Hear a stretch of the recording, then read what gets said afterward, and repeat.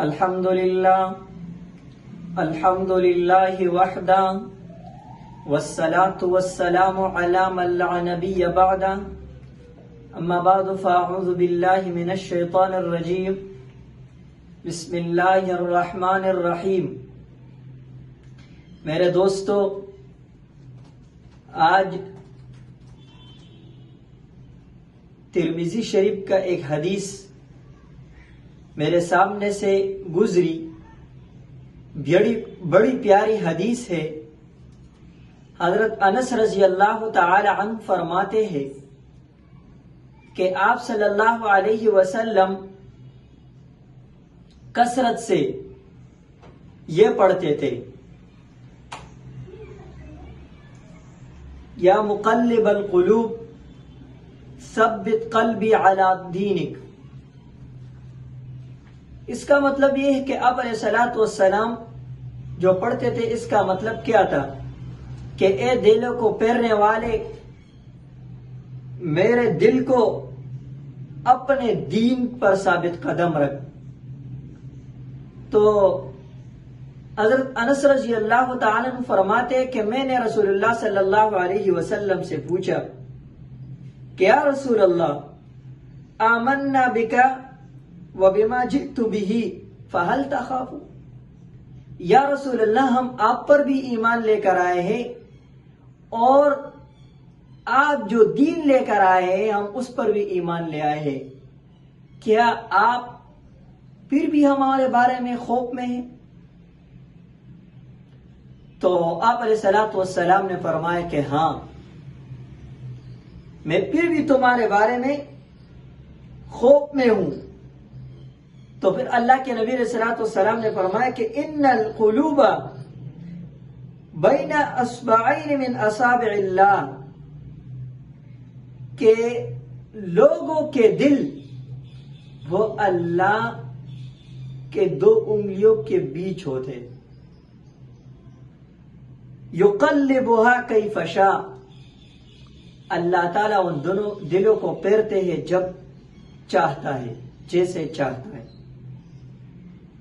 تو دیکھو میرے دوستو، اس حدیث میں اللہ کے نبی علیہ الصلوۃ والسلام خود اس دعا کو، یا مقلب القلوب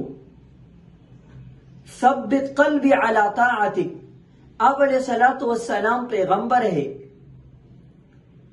دونوں جہانوں کا سردار ہے، لوگوں کی ہدایت کے لیے اللہ نے دنیا میں بھیجا ہے، لیکن وہ بھی خود اپنے بارے میں کیا کہتے ہیں؟ ثبت قلبی علی دینک، کہ اللہ میرے دل کو اپنے دین پر ثابت قدم رکھ۔ تو جب حضرت انس رضی اللہ تعالی عنہ نے دیکھا کہ آپ علیہ الصلوۃ والسلام یہ بار بار پڑھتے ہیں، حالانکہ ہم آپ علیہ الصلوۃ والسلام پر ایمان لا چکے، اور آپ علیہ الصلوۃ والسلام ہمیں ایمان کی دعوت دیتے ہیں، اور آپ علیہ السلام خود پیغمبر ہے، آپ علیہ الصلوۃ والسلام بار بار یہ دعا پڑھتے ہیں، تو حضرت انس رضی اللہ تعالیٰ عنہ نے اس بات کو محسوس کیا کہ یہ کوئی اہم بات، کوئی اہم دعا آپ علیہ الصلوۃ والسلام پڑھ رہے۔ تو پھر جب آپ علیہ الصلوۃ والسلام کو یہ دیکھتے ہوئے دیکھا کہ بار بار آپ علیہ الصلوۃ والسلام یہ پڑھتے، تو آپ علیہ الصلوۃ والسلام سے پوچھا کہ یا رسول اللہ، کیا آپ ہمارے بارے میں یہ خوف رکھتے ہیں کہ اب آپ پر ایمان بھی لائے ہیں، آپ جو دین لے کر ہم اس پر بھی ایمان لائے ہیں، پھر بھی آپ ہمارے بارے میں خوف میں ہوں؟ تو آپ علیہ الصلوۃ والسلام نے فرمایا کہ ہاں، میں تمہارے بارے میں اس لیے خوف میں ہوں کہ لوگوں کے دل وہ اللہ کے انگلیوں میں سے دو انگلیوں کے بیچ ہوتے ہیں، اور اللہ تعالیٰ اس کو پھیرتے ہیں جس طرف چاہتے ہیں پھیرتے۔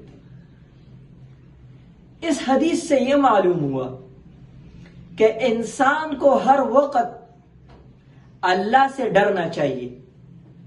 اگر کوئی آدمی اچھا عمل کر رہا ہے تو اس کو اپنے عمل پر گھمنڈ نہیں کرنا چاہیے، تکبر نہیں کرنا چاہیے، کیونکہ کبھی بھی اللہ تعالیٰ اس کے دل کو پھیر سکتے ہیں۔ تو اسی وجہ سے میرے دوستو، اگر کوئی آدمی گناہوں میں لت پت ہے تو اس کے بارے میں کوئی آدمی اگر نیک عمل والا ہو تو یہ نہ سوچے اور اس کو دیکھ کر اپنے اوپر تکبر نہ کرے اور اس کو ذلیل نہ سمجھے، کیونکہ کسی اور کو ایسا سمجھنا، اس حدیث سے یہ ثابت ہوتا ہے کہ جو آدمی ایمان میں نہ ہے، ایمان نہیں لایا ہے، گناہوں میں لت پت ہے، وہ بھائی کیا پتا اللہ تعالیٰ اس کے دل کو بھی پھیر دے۔ دل تو اللہ کے نبی نے فرمایا کہ اللہ رب العزت کے 2 انگلیوں کو بیچ ہے، اگر گناہگار کے دل کو اللہ چاہے ہدایت کی طرف تو کیا کوئی روک سکتا ہے؟ اسی طرح اگر کوئی آدمی نیک عمل میں لگا ہوا ہے لیکن کیا اس کو پتہ ہے اپنی تقدیر کا کہ آگے میں کیا عمل کروں گا، کیا ہوگا میرے ساتھ، میرا خاتمہ کس پر ہوگا؟ تو اس وجہ سے یہ دعا آپ علیہ الصلوۃ والسلام بار بار پڑھتے تھے۔ تو ہمیں بھی چاہیے کہ ہم اس دعا کو کثرت سے پڑھیں اس دعا کو، آسان دعا ہے۔ اور ایک بات یہ کہ یہ جو اللہ کے نبی علیہ الصلوۃ والسلام نے فرمایا کہ لوگوں کے دل وہ اللہ کے انگلیوں میں سے 2 انگلیوں کے بیچ ہوتا ہے، اس کا کیا مطلب ہے؟ مطلب یہ ہے کہ اللہ رب العزت اس سے مراد اللہ رب العزت کی قدرت ہے،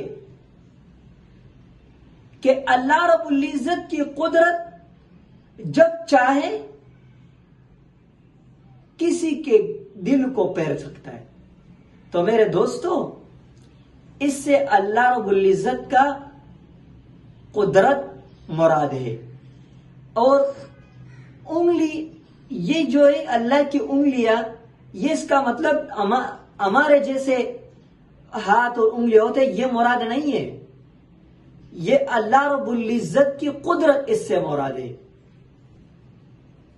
کیونکہ لوگوں کے خیال آئیں گے اس طرح کہ بھائی کہ اس حدیث میں اللہ کے نبی علیہ الصلوۃ والسلام نے یہ فرمایا ہے تو اس کا کیا مطلب ہے؟